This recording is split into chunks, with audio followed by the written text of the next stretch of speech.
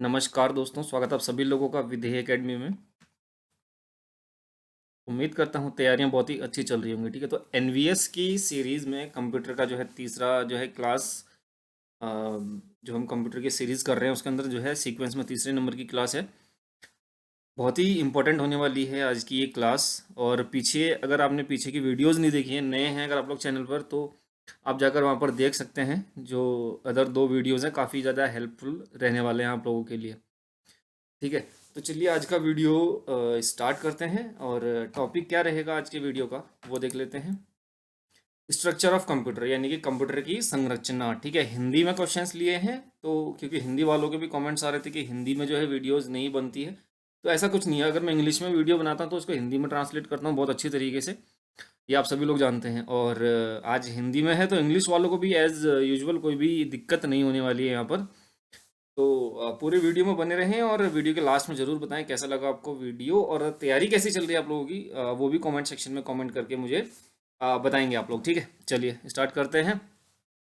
तो structure of computer के बारे में आज पढ़ेंगे बेसिकली, तो इसी से रिलेटेड क्वेश्चंस होंगे यहाँ पर। ठीक है, 70-75 क्वेश्चन हम लोग डिस्कस करेंगे, इसी से रिलेटेड ये क्वेश्चंस यहाँ पर होने वाले हैं। तो पहला क्वेश्चन है, निम्न में से कौन सा कंप्यूटर का अभिन्न हिस्सा नहीं है, यानी कि एक इंटीग्रल इंटीग्रल पार्ट। ठीक है, एक इंपॉर्टेंट पार्ट या इंटीग्रल पार्ट नहीं है कौन सा इनमें से कंप्यूटर का। तो देखिए, एलिमिनेशन मेथड मैंने आप लोगों को बता ही रखा है। ठीक है, और लेकिन कंप्यूटर में क्या है कि अगर आपका बेस क्लियर है तो आप हर चीज़, हर आंसर को बहुत ही इजी तरीके से दे सकते हैं। देखिए, चार ऑप्शन है, सीपीयू, माउस, मॉनिटर। तीनों जो है अभिन्न जो है अंग है कंप्यूटर के। ठीक है, लेकिन यूपीएस नहीं है। क्या यूपीएस नहीं रहेगा तो कंप्यूटर परफॉर्म नहीं कर पाएगा? ऐसा नहीं है। ठीक है, ये ऑप्शनल है कि अगर मुझे चाहिए कि हाँ, लाइट जाने के बाद मुझे चाहिए कि कुछ देर मेरा बैकअप बना रहे, कंप्यूटर कुछ देर के लिए मेरे को जो है ऑन मिले लाइट जाने के बाद भी, ताकि मैं उनमें डेटा सेव कर सकूं और उसको स्विच ऑफ कर सकूं या टर्न ऑफ कर सकूं कंप्यूटर को। ठीक है, इसके लिए यूपीएस की ज़रूरत पड़ती है, लेकिन कंप्यूटर को परफॉर्म करने के लिए यूपीएस की ज़रूरत नहीं पड़ती है। ठीक है, तो इसलिए it is not a integral part, right. चलिए दूसरा क्वेश्चन, यूपीएस का फुल फॉर्म यहाँ पर पूछ रहा है। तो यूपीएस का फुल फॉर्म होता है अनइंटरप्टेड पावर सप्लाई। ठीक है, बिल्कुल इंग्लिश वाले या हिंदी वाले, ठीक है, रहेगा तो सेम ही। ठीक है, अनइंटरप्टेड पावर सप्लाई, ये इसकी जो है फुल फॉर्म होती है, बहुत बार एग्जाम्स में पूछी जाती है। आगे बढ़ते हैं, चलिए। और तीसरा क्वेश्चन, कौन सा कंप्यूटर का घटक नहीं है, कौन सा कंप्यूटर का बेसिकली कह सकते हैं एक पार्ट नहीं है यहाँ पर। ठीक है, इनमें से देखिए, input unit, output unit, memory unit. ठीक है, बेसिक यूनिट, एक नई चीज़ क्या मिली देखने के लिए, बेसिक यूनिट। ये जो है एक अलग चीज़ है, ये जो है कंप्यूटर का जो पार्ट नहीं है एक तरीके से। ठीक है, तो input unit, input output unit, it is a part of computer, और मेमोरी यूनिट भी पार्ट ऑफ कंप्यूटर है, ये आप लोग अच्छी तरह जानते हैं। बच गया क्या, बेसिक यूनिट, तो इसको आप एलिमिनेट कर लेंगे बड़ी इजी तरीके से। क्लियर।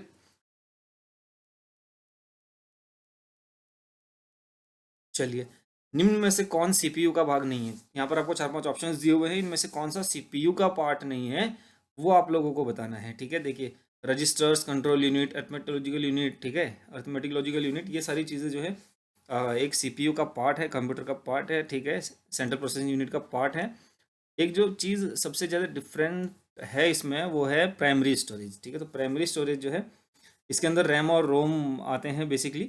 ठीक है, और सेकेंडरी स्टोरेज के अंदर आपको पता है, सेकंड जो आप सेकेंडरी तौर पे यूज़ करते हैं, लाइक पेन ड्राइव, सीडी, ये सारी चीज़ें सेकेंडरी स्टोरेज डिवाइस के अंदर आती हैं। तो यहाँ पर इस क्वेश्चन में जो अलग कर रहा है सबसे, वो है प्राइमरी स्टोरेज। ठीक है, चलिए, निम्न में से कौन सा सिस्टम यूनिट का भाग नहीं है, सिस्टम यूनिट का पार्ट नहीं है, ये बताना है यहाँ पर आप लोगों को। ठीक है, सॉरी, सिस्टम यूनिट का पार्ट है वो बताना है। सिस्टम यूनिट का पार्ट यहाँ पर एक ही है, सीपीयू। ठीक है, और बाकी सारे जो हैं ये एक तरीके से पेरिफेरल्स है कह सकते हैं जिसको। ठीक है, सीपीयू के साथ लगने वाली अदर जो चीज़ें होती है वो पेरिफेरल्स कहलाती हैं। तो बाकी सारी चीज़ें पेरिफेरल डिवाइसेस हैं।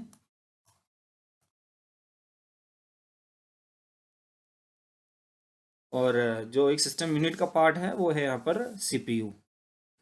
वीडियो कैसा लग रहा है कमेंट सेक्शन में कमेंट करके जरूर बताएंगे। अगला क्वेश्चन देखते हैं, सीपीयू क्या है। सीपीयू क्या है, सीपीयू एक प्रोसेसिंग डिवाइस है। ठीक है, बाकी जो चार चीज़ें हैं, अदर जो चीज़ें दी हुई है, इनपुट डिवाइस, प्रोसेसिंग और आउटपुट डिवाइस और स्टोरेज डिवाइस, इनके आप मेरे को एग्जांपल्स कमेंट सेक्शन में कमेंट करके बताएंगे। ठीक है, सीपीयू क्या है? It is an processing unit, ठीक है। इसके फुल फॉर्म से भी पता लगा सकते हैं हम लोग, सेंट्रल प्रोसेसिंग डिवाइस होता है। तो बिल्कुल it is a processing device. Clear. Next question, computer किसके बिना काम नहीं कर सकता? स्कैनर के बिना काम नहीं कर सकता क्या? बिल्कुल गलत है। No requirement of scanner, internet भी नहीं चाहिए, माउस भी नहीं। एक जो जरूरी चीज़ है, एक जो बहुत ही इंपॉर्टेंट जो अंग है वो है सीपीयू। सीपीयू के बिना कंप्यूटर कुछ भी नहीं है। बाकी सारी चीज़ें ना रहें, लेकिन सीपीयू जो है ब्रेन ऑफ द कंप्यूटर है। जैसे हम लोगों के पास अगर हमारा ब्रेन ही ना हो तो हम परफॉर्म नहीं कर पाएंगे, उसी तरीके से कंप्यूटर के पास भी अगर सीपीयू ना हो तो कंप्यूटर जो है बिल्कुल एक डब्बा है, right, nothing more than that. चलिए, कौन सा पार्ट कंप्यूटर का दिमाग है? ऑलरेडी डिस्कस कर चुके हैं, CPU, right, central processing unit. Clear. कहने का मतलब है कि हार्डवेयर और सॉफ्टवेयर को जो मैनेज करता है, का जो मैनेजमेंट करता है, management of software and hardware, कौन करता है? वो सीपीयू का ही काम है, ठीक है। आपका दिमाग ही है जो आपके बाकी बॉडी पार्ट्स को परफॉर्म करवाता है। कौन करवाता है? आपका दिमाग। ऐसी कंप्यूटर का दिमाग कौन है? सीपीयू। नेक्स्ट क्वेश्चन, कंप्यूटर के सेंट्रल प्रोसेसिंग यूनिट का फंक्शन क्या है? इसका फंक्शन है गणनाएं करना और प्रोसेसिंग करना। क्लियर। ये जो है इसका मेन फंक्शन है।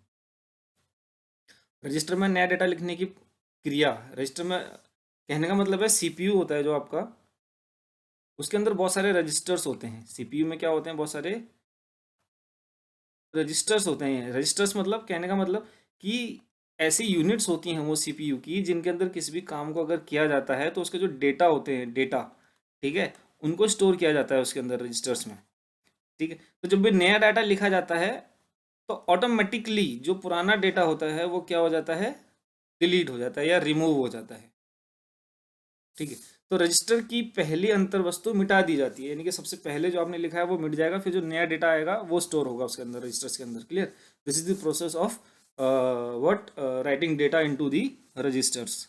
अगला क्वेश्चन, सीपीयू का निष्पादन प्राय किस में मापा जाता है? यानी कि एग्जीक्यूशन कैपेसिटी किस में मापी जाती है? गीगा हर्ट्ज में या मेगा हर्ट्ज में? ठीक है, सीपीयू की जो एग्जीक्यूशन कैपेसिटी है वो किस में मेजर की जाती है? मेगा हर्ट्ज में या गीगा हर्ट्ज में? तो यहाँ पे मेगा हर्ट्ज दिया हुआ है तो it will be the right answer, B हो जाएगा इसका सही उत्तर। चलिए अगले क्वेश्चन की तरफ चलते हैं। यदि आप अपने पीसी की कार्यक्षमता को बेहतर करना चाहते हैं तो आपको निम्नलिखित को अपग्रेड करना होगा। किसको अपग्रेड करेंगे आप? अपने सीपीयू को अपग्रेड करेंगे, यही तो करेंगे ना। अगर आपको अपने कंप्यूटर की जो है एबिलिटी बढ़ानी है कहीं ना कहीं, या उसका जो परफॉर्म करने का तरीका है उसको बढ़ाना है, तो उसके लिए क्या करेंगे? आप अपने सीपीयू को चेंज करेंगे, सीपीयू अपग्रेडेड वर्जन का लगाएंगे। क्लियर। चलिए, अब है कंप्यूटर शब्दावली में यूएसबी का फॉर्म क्या होता है? यूनिवर्सल सीरियल बस, राइट, यूनिवर्सल सीरियल बस। क्या होता है यूएसबी? आप लोगों को पता है। यूएसबी के थ्रू आप क्या करते हैं? डिफरेंट डिफरेंट हार्डवेयर डिवाइसेस को जोड़ते हैं अपने कंप्यूटर से, ठीक है। तो यूएसबी एक तरीके का प्लग एंड प्ले डिवाइस होता है। ऐसा अगर क्वेश्चन आता है कि यूएसबी कैसा डिवाइस है, तो plug and play type device है, plug and play type device है आपका यूएसबी। चलिए, किसी कंप्यूटर में जोड़ने, तुलना करने और मिलान के कार्य कहाँ पर होते हैं? तो कहाँ पर होते हैं? चिप में होते हैं। कौन सी चिप में? सीपीयू। सीपीयू जो है कंप्यूटर का मस्तिष्क होता है, ठीक है। तो इसमें जो है जो भी जोड़ना या कंपेयर करना, वो सारी चीज़ें सीपीयू के अंदर होती हैं। क्लियर। और इसके अंदर भी जो कैलकुलेशंस को करता है वो कौन करता है? अर्थमेटिक लॉजिकल यूनिट, आप लोग अच्छी तरह जानते हैं। सीपीयू को कितने भागों में बांटा गया है? बेसिकली सीपीयू को 3 भागों में बांटा गया है। अर्थमेटिक लॉजिकल यूनिट, ठीक है, कंट्रोल यूनिट और मेन मेमोरी, 3 भागों में बांटा गया है। सीपीयू का पूरा नाम क्या है? Central processing unit. क्या है? Central processing unit. आगे बढ़ते हैं। निम्नलिखित में से कौन आउटपुट डिवाइस नहीं है? कौन सा आउटपुट डिवाइस नहीं है ये बताना। मॉनिटर बिल्कुल आउटपुट डिवाइस है। मॉनिटर में आप कोई भी चीज़ अभी अपनी स्क्रीन पर देख रहे हैं एक तरीके से, फॉर एग्जाम्पल कंप्यूटर के आगे आप लोग बैठे हैं और मॉनिटर में देख रहे हैं, तो ये क्या हो गया? आउटपुट प्रोवाइड कर रहा है आपको। प्रिंटर क्या कर रहा है? प्रिंटर पेपर की फॉर्म में आप लोगों को पेपर दे रहा है, इसमें प्रिंट करके दे रहा है, तो ये भी आउटपुट डिवाइस हो गया, ठीक है। प्लॉटर क्या होता है? प्लॉटर बड़े वाले प्रिंटर होते हैं जो कि काफ़ी आपको रियलिस्टिक इमेज चाहिए किसी डेवलपमेंट प्रोजेक्ट्स का, या किसी बड़े बड़े बड़े जो है क्या कह सकते हैं आप, प्रेजेंटेशंस का, तो वहाँ पर आपको प्लॉटर का यूज़ करना होता है। एक टच स्क्रीन बच गया, ठीक है। तो टच स्क्रीन एक तरीके से आउटपुट डिवाइस है, लेकिन ये इनपुट डिवाइस भी है कहीं ना कहीं। तो टच स्क्रीन को इनपुट आउटपुट डिवाइस कहेंगे। क्या कहेंगे? Input output device. इनपुट भी आप इसमें दे सकते हैं और आउटपुट देख भी सकते हैं। तो एलिमिनेट इस तरीके से कर सकते हैं आप लोग यहाँ पर। तो टच स्क्रीन का जो है राइट आंसर हो जाएगा। कंप्यूटर का मॉनिटर क्या होता है, बोल रहा है कि कंप्यूटर का जो मॉनिटर है वो किस तरीके का डिवाइस होता है, वो होता है आपका आउटपुट डिवाइस। क्या होता है? Output device. जो भी निर्देश देने के बाद जो भी डेटा आता है वो किस पर शो करता है आपको? मॉनिटर पर शो करता है। तो मॉनिटर क्या हो गया? एक तरीके का आपका आउटपुट डिवाइस हो गया। चलिए, निम्नलिखित में से कौन सा सही है? तीन ऑप्शंस दिए हुए हैं, इसमें से सही बताना है, यानी कि जो है तीनों की फुल फॉर्म दे रखी है यहाँ पर, आपको बताना है कि कौन कौन सा सही है।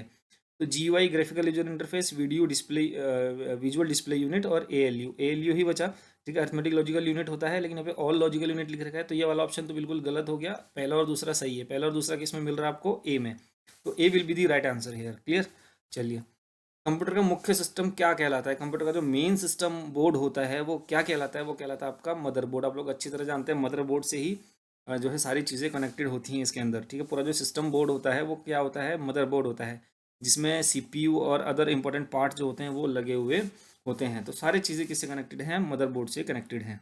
चलिए, कंप्यूटर के सभी हार्डवेयर की जांच निम्न में से कौन सा करता है? कौन करता है कंप्यूटर के सभी हार्डवेयर की जांच? कौन करता है? बेसिक इनपुट आउटपुट सिस्टम, जिसको आप बायोस भी बोलते हैं। क्लियर? तो बायोस जब भी स्टार्ट होता है आपका कंप्यूटर, तो बायोस चेक करता है कि सारे जो हार्डवेयर हैं वो प्रॉपरली वर्क कर रहे हैं या नहीं कर रहे हैं। कंप्यूटर के संदर्भ में निम्नलिखित में से कौन एक पेरिफेरल नहीं है? यहाँ पर 5 ऑप्शंस दिए हुए हैं, इसमें से आपको बताना है कि कौन सा पेरिफेरल नहीं है। देखिए, कीबोर्ड एक पेरिफेरल डिवाइसेस होते क्या है? सबसे पहले तो आप लोग ये जान लीजिए। देखिए, कंप्यूटर में CPU के बाद जितनी चीज़ें होती हैं वो सारी की सारी पेरिफेरल डिवाइसेस हैं। क्लियर? जो आपका CPU की जो मशीन दिख रही है ना आपको, उससे आप जितनी चीज़ें कनेक्ट करते हैं वो सारी चीज़ें, whether it be keyboard, printer, speakers, ये सारी चीज़ें क्या कहलाएंगे? पेरिफेरल कहेंगे, यानी कि एडिशनल डिवाइसेस लगाई गई हैं। इनकी ज़रूरत बहुत ज़्यादा है नहीं। अगर CPU की मेन पार्ट तो CPU हो गया आपका, ठीक है, लेकिन इनकी चीज़ें ज़रूरत हम इनको किस लिए अटैच करते हैं? अपनी सुविधा के लिए। कीबोर्ड हम किस लिए लगाते हैं? ताकि हम टाइप कर पाएँ। ठीक है, माउस आप किस लिए लगा रहे हैं? ताकि आप पॉइंट आउट करके क्लिक कर पाएँ किसी पर। क्लियर? तो 4-5 ऑप्शन दे रखे हैं। सबसे अलग कौन सा दिख रहा है? मदरबोर्ड। ठीक है, मदरबोर्ड क्योंकि CPU के अंदर का ही एक इम्पोर्टेंट पार्ट है। ठीक है, तो जो आपकी मशीन होती है उसके अंदर का इम्पोर्टेंट पार्ट है, उसके अलावा बाकी सारी चीज़ें यहाँ पर पेरिफेरल डिवाइसेस हैं। आगे बढ़ते हैं। मदरबोर्ड में क्या रहता है जो मदरबोर्ड पर CPU को दूसरे पुर्जों से जोड़ता है? मदरबोर्ड में ऐसा क्या रहता है? सिस्टम बस। क्या रहता है? सिस्टम बस। सिस्टम बस से कनेक्टेड होती हैं बाकी सारी चीज़ें। क्लियर? इतना ध्यान में रखना है आप लोगों को। मदरबोर्ड पर CPU, मेमोरी आदि को दूसरे भागों से जोड़ने का कार्य सिस्टम बस द्वारा किया जाता है। राइट, इसे इंटरनल बस भी कहा जाता है, तो याद रखेंगे ये सारी चीज़ें। चलिए, एक्सटर्नल डिवाइसेस को केबल की सहायता से किस में जोड़ा जाता है? एक्सटर्नल डिवाइसेस को केबल की सहायता से किस में जोड़ते हैं? आप पोर्ट में जोड़ते हैं। पोर्ट बने होते हैं ना CPU की, जो आपकी मशीन है इसके अंदर पोर्ट्स बने होते हैं, जिनमें आप लोग जो है USB एंटर कर USB इसमें लगाएंगे आप। USB केबल हो कुछ भी हो इसके अंदर लगाएंगे। ठीक है, तो ये जिसके अंदर आप इसको लगाते हैं उसको क्या कहा जाता है? पोर्ट कहा जाता है। तो पोर्ट से जोड़ा जाता है। चलिए, कंप्यूटर की क्षमता और अनुकूलता को बढ़ाने के लिए उपयोग किया जाता है। कंप्यूटर की आपको कैपेसिटी बढ़ानी है या कंपैटिबिलिटी बढ़ानी है, तो उसके लिए आप क्या लगाएंगे? उसमें एक्सपेंशन कार्ड लगाएंगे, या विस्तार कार्ड बोलेंगे उसको आप हिंदी में। ठीक है, एक्सपेंशन कार्ड का उपयोग किया जाता है अगर आपको कंप्यूटर की क्षमता और कंपैटिबिलिटी को बढ़ाना है। अगला क्वेश्चन है, नेटवर्क कार्ड को निम्न नामों से भी जाना जाता है। नेटवर्क कार्ड को आप नेटवर्क इंटरफेस कार्ड भी बोलते हैं। क्लियर? 1990 से लेकर 2000 के बीच इसका बहुत तेज़ी से जो है डेवलपमेंट हुआ नेटवर्क का। ठीक है, तो इसी दौरान जो है कंप्यूटर नेटवर्क कंप्यूटर नेटवर्क में नेटवर्क कार्ड का जो है आविष्कार हुआ, जिसको कि आप मॉडेम का एक जो संशोधित रूप है वो भी कह सकते हैं। चलिए, ALU क्या करता है? कैसे कार्य करता है ALU? अर्थमेटिक कार्य करता है। कैसे कार्य करता है? अर्थमेटिक कार्य करता है। अगला क्वेश्चन देखते हैं। वह बॉक्स है जिसमें कंप्यूटर सिस्टम के सर्वाधिक महत्वपूर्ण पार्ट होते हैं, कौन सा है ऐसा? System unit. सिस्टम यूनिट क्या है? एक तरीके का ऐसा बॉक्स है जिसके अंदर कंप्यूटर के बहुत ही इंपॉर्टेंट पार्ट्स होते हैं। ठीक है, लाइक इसमें कंप्यूटर को प्रचालित करने संबंधी सभी महत्वपूर्ण hardware like motherboard, CPU, RAM, ये सारी चीज़ें आती हैं। इसलिए सिस्टम यूनिट के अंदर ये सारी चीज़ें आप लोग काउंट करेंगे। आगे बढ़ते हैं। डैश गणनाएं करने के लिए जिम्मेदार है और इसमें निर्णय करने वाली व्यवस्था होती है। गणना करने के लिए बार बार डिस्कस कर रहे हैं हम लोग, arithmetic logical unit, arithmetic and logic unit. तो ये हो जाएगा इसका ALU। अगला, CPU और इनपुट आउटपुट के बीच सिग्नलों के मूवमेंट को कौन नियंत्रित करता है? इसको नियंत्रित करता है कंट्रोल यूनिट। ठीक है, CPU और इनपुट आउटपुट। ठीक है, इसके बीच की जो भी सिग्नल्स की जो मूवमेंट होगी, इनपुट दिया आपने सीपीयू को, आउटपुट मिला आपको सीपीयू से, कौन इसको कर रहा है कंट्रोल? कंट्रोल यूनिट कंट्रोल कर रहा है। Control unit will be the right answer. CPU के एएलयू में डैश होते हैं, सीपीयू के एएलयू में क्या होता है? रजिस्टर्स होते हैं, इसके अंदर क्या होते हैं? रजिस्टर्स। रजिस्टर्स क्या होता है ऑलरेडी डिस्कस कर चुका हूँ। आगे बढ़ते हैं। इनपुट एवं आउटपुट उपकरण का नियंत्रण किसके द्वारा किया जाता है? पहले डिस्कस कर लिया हम लोगों ने, कंट्रोल यूनिट के द्वारा किया जाता है। आगे बढ़ते हैं। प्रोसेसर के 3 मुख्य भाग कौन कौन से होते हैं? एएलयू, कंट्रोल यूनिट और रैम। ठीक है, तो अगला क्वेश्चन, सहायक या ऑक्सिलरी मेमोरी को लोकप्रिय रूप से डैश के नाम से भी जाना जाता है। जो ऑक्सिलरी मेमोरी का मतलब है आपका सेकेंडरी स्टोरेज। क्या है? सेकेंडरी स्टोरेज, यानी कि मेनली जो है डेटा, बैकअप डेटा को स्टोर करने के लिए इसका यूज़ किया जाता है, like floppy disk, hard disk, आप लोग जानते हैं, ये सेकेंडरी स्टोरेज डिवाइसेज हैं ये सारी। ठीक है, तो ऑक्सिलरी मेमोरी भी आप इसको कह सकते हैं। आगे बढ़ते हैं। निम्न में से कौन सा डेटा और प्रोग्राम का उपयोग नहीं करता है और वर्तमान उपयोग के लिए लंबी अवधि का संग्रहण प्रदान करता है? तो ये है आपका सेकेंडरी मेमोरी। पीछे डिस्कस किया जो वही चीज़ है। आगे बढ़ते हैं। डिस्क और टेप ड्राइव मुख्यतः निम्न रूप में प्रयुक्त होते हैं। जो डिस्क और टेप ड्राइव होते हैं मेनली, उसको आप कैसे यूज़ करते हैं? सेकेंडरी स्टोरेज डिवाइस के तौर पे यूज़ करते हैं। यूएसबी संग्रह युक्ति का कौन सा प्रकार है? ये भी आपका जो है सेकेंडरी स्टोरेज है। यूएसबी जो आपकी स्टोरेज है, सेकेंडरी स्टोरेज का प्रकार है, और बहुत तेज़ी से जो है डेटा एक्सचेंज करने के रूप में इसको यूज़ किया जाता है। बड़ी मात्रा में स्थायी डेटा को एकत्रित करने के लिए डैश उपयोग किया जाता है। क्या उपयोग किया जाता है? External memory. जब भी बड़ी मात्रा में आपको डेटा को स्टोर करना है तो आप एक्सटर्नल मेमोरी का यूज़ करेंगे, like external hard disk, pen drive, ये सारी चीज़ें। स्मृति में आंकड़ों की स्थिति का विशेष रूप से व्यक्त करने का साधन है। क्या है? Memory address. पता, पता in the sense memory address. ठीक है, यानी कि मेमोरी में अगर आपको डेटा को जो है स्पेसिफाई करना है तो कैसे स्पेसिफाई करेंगे आप? मेमोरी एड्रेस से, कि डेटा हमारा कहाँ पर है, उसका मेमोरी एड्रेस बताएगा। आगे है। निम्नलिखित में से कौन निर्देश चक्र के पालन में शामिल नहीं है? यानी कि इंस्ट्रक्शन साइकिल। इंस्ट्रक्शन साइकिल में देखिए फैच करेंगे आप, ठीक है, और इनडायरेक्ट भी एक जो है प्रोसेस होता है, ठीक है, इसका इंस्ट्रक्शन साइकिल का एग्जीक्यूट करेंगे उसको, इंस्ट्रक्शंस को। ठीक है, एक चीज़ जो है मेमोरी, सबसे अलग डिफरेंट ऑप्शन क्या मिला यहाँ पर? Memory. So D will be the right answer hair. आगे बढ़ते हैं। वर्तमान में सीपीयू द्वारा निष्पादित प्रोग्राम और डेटा निम्न में से कौन स्टोर करता है? कहाँ पर स्टोर होती हैं वो सारी चीज़ें, ये आप लोगों को बताना है। प्राइमरी मेमोरी में स्टोर होती है। क्लियर?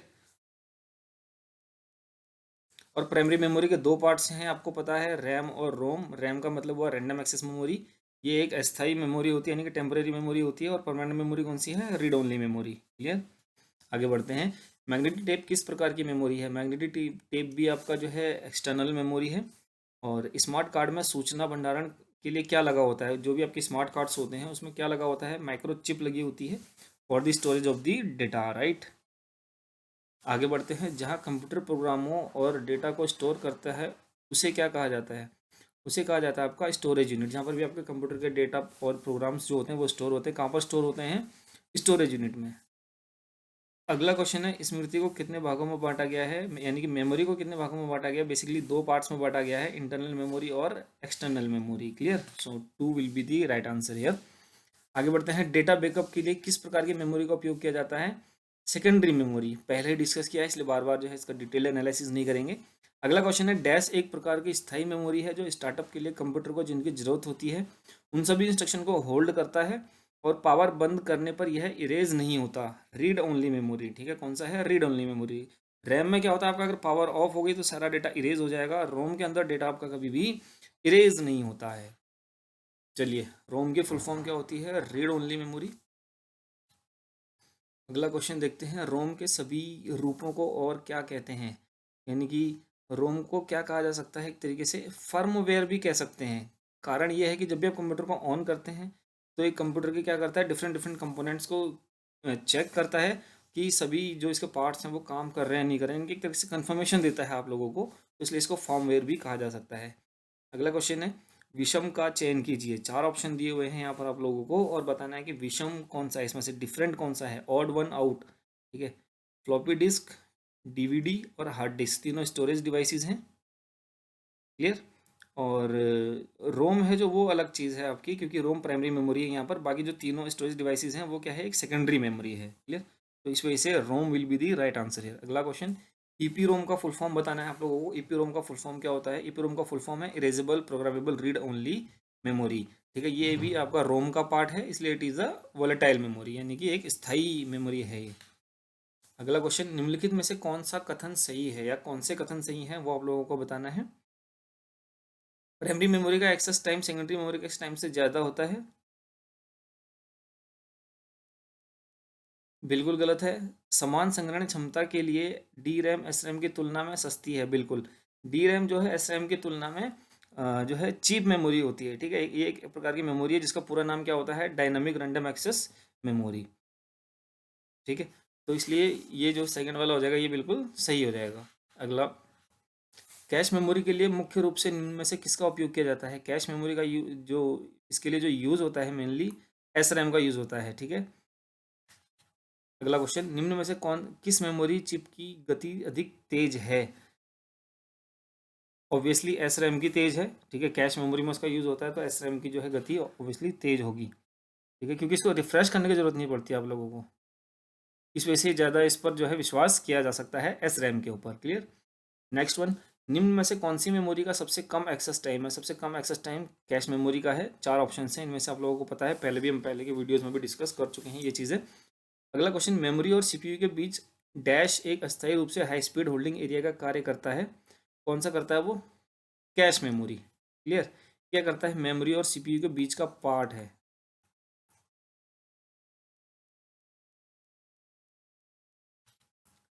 रैम का फुल फॉर्म यहाँ पर पूछ रहा है, तो रैम का फुल फॉर्म बताना है रैंडम एक्सेस मेमोरी। और यहाँ पर जो है रैम के जो दो टाइप्स हैं, एस रैम और डी रैम, यहाँ पर उनका जो आप डिफरेंसेस देख सकते हैं। ठीक है, यहाँ पर अभी क्लियर नहीं आ रहा होगा, मैं इसका जो है पीडीएफ आप लोगों को प्रोवाइड कर दूंगा, उससे आप लोग देख सकते हैं और डिफरेंस दोनों के बीच में जान सकते हैं। अगर इससे रिलेटेड क्वेश्चन आ गया तो देख सकते हैं। यानी कहने का मतलब एस रैम को अगर कंपेयर करने से तो एस रैम जो है आपका एक्सपेंसिव होता है काफ़ी और फास्टर है लेकिन डी रैम से। ठीक है, और एस रैम का यूज़ किया जाता है कैश मेमोरीज में। तो ये कुछ इंपॉर्टेंट पॉइंट्स थे जो मैंने डिस्कस कर दिया। आगे बढ़ते हैं। रैम और सेकेंडरी स्टोरेज डिवाइस प्राथमिक तौर पर डैश की दृष्टि से भिन्न होती है।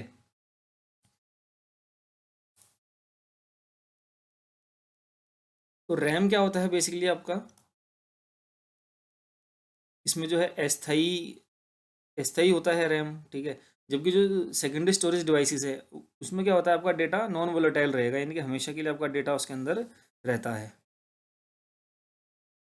तो इसलिए इसका उत्तर हो जाएगा डी। जिस तरीके से उनमें डेटा स्टोर होता है, यानी कि डेटा स्टोर करने करने के तरीके से ही वो भिन्न है एक दूसरे से, रैम और सेकेंडरी मेमोरी।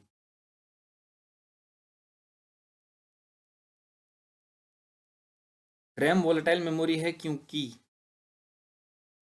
डेटा रिटेन करने के लिए इसे कंटिन्यू पावर सप्लाई की जरूरत नहीं पड़ती है, इस वजह से जो है रैम जो है एक वोलेटाइल मेमोरी है। अगला क्वेश्चन, निम्न में से रैम का दूसरा सबसे बड़ा माप कौन सा है? ये बताना है आप लोगों को।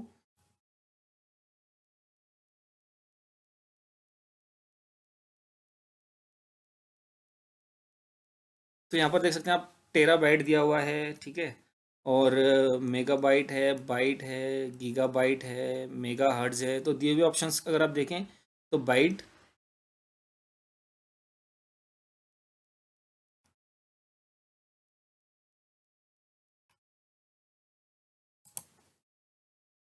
तो यहाँ पर आपका जो है बाइट जो स्मॉलेस्ट यूनिट है, लेकिन रैम की जो मेजरमेंट यूनिट्स होती हैं वो आपको पता है एमबी में और जीबी में मेनली होती है। ठीक है, गीगाबाइट में। तो सबसे पहले मेगाबाइट, दूसरे नंबर पे गीगाबाइट, तो गीगाबाइट जो है इसका सही उत्तर हो जाएगा डी।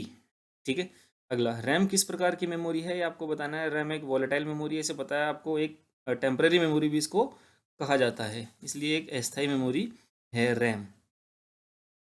और रोम है नॉन वोलेटाइल क्योंकि डेटा इरेज नहीं होता।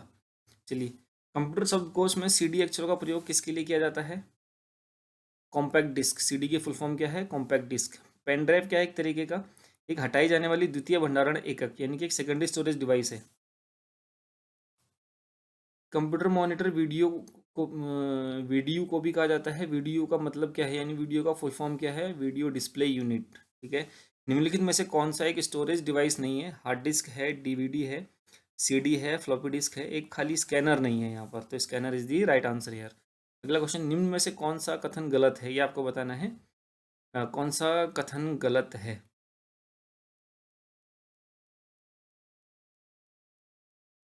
CDRW में RW का अर्थ रीड एंड राइट है नहीं, इसका मतलब है री राइटेबल होता है, तो ये तो रॉन्ग हो गया। CDR एक पुनर्लेखन डिस्क है जो पहले से रिकॉर्ड किए डेटा को मिटाने और नए डेटा को इस पर लिखने की अनुमति देती है।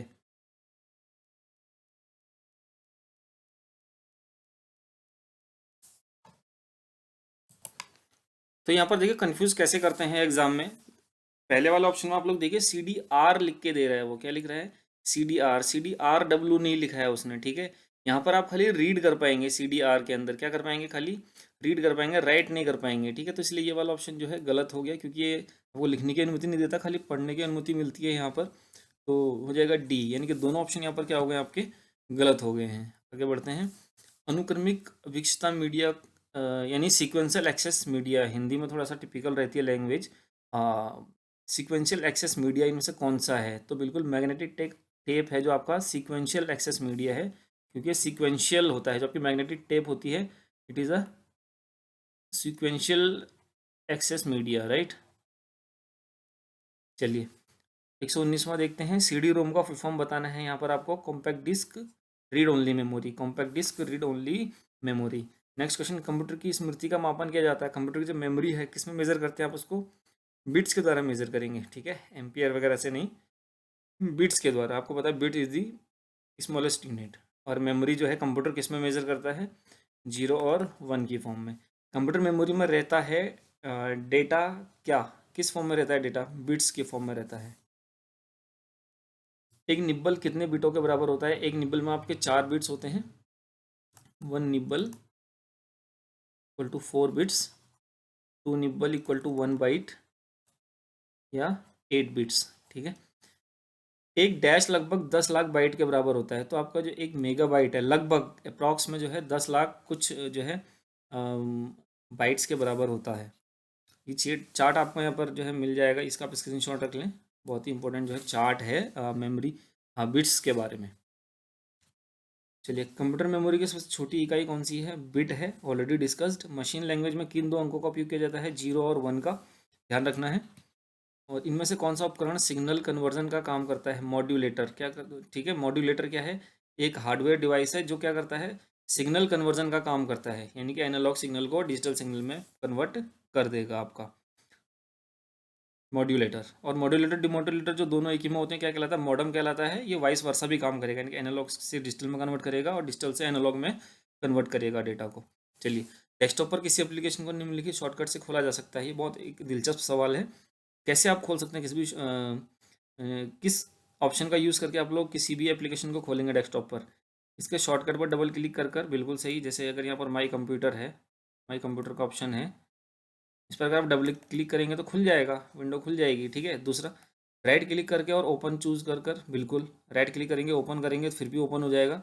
आइकन को सेलेक्ट करके अब हम एंटर प्रेस करके, बिल्कुल आप उस आइकन पर जो है सेलेक्ट करें उसको और एंटर की प्रेस करें तो भी हो जाएगा। तो डी हो जाएगा इसका करेक्ट आंसर, यानी कि इन सभी से आप लोग क्या कर पाएंगे, किसी भी एप्लीकेशन को खोल पाएंगे, ठीक है। अगला क्वेश्चन, आपके कंप्यूटर पर फाइल्स, फोल्डर्स और ड्राइव्स दिखाता है और फाइल हायरार्की के भीतर एक लोकेशन से दूसरे में नेविगेट करना आसान बनाता है। कौन बनाता है उसको आसान, माई कंप्यूटर। माई कंप्यूटर से आप जो है अंदर बिल्कुल एक्सेस अपनी पूरी जो है डिस्क में एक्सेस कर सकते हैं, ठीक है। अगला क्वेश्चन, मॉडेम क्या है, क्या करता है, किसको जोड़ता है, टेलीफोन लाइन और कंप्यूटर को जोड़ता है, ठीक है। Modem, modem is a device which connects telephone line and computer with each other. अगला क्वेश्चन, नाम और पते जैसी जो इन्फॉर्मेशन होती है इसको क्या कहा जाता है, ऐसी ऐसी चीज़ों को क्या कहा जाता है, इन्फॉर्मेशन कहा जाता है। क्या कहा जाता है, इन्फॉर्मेशन। नाम और पता क्या है आपका, इन्फॉर्मेशन होगा। तो क्लियर हो गया होगा। अगला क्वेश्चन देखते हैं, मेमोरी से प्रोग्राम इंस्ट्रक्शन या डेटा आइटम चयन करने की प्रक्रिया क्या कहलाती है, फैचिंग। क्या कहलाता है, फैचिंग, यानी कि आप मेमोरी में आपको इंस्ट्रक्शन या डेटा अगर सेलेक्ट करना है तो क्या कहलाएगा, फैच करना, उसको क्या कर रहे हैं हम, फैच कर रहे हैं।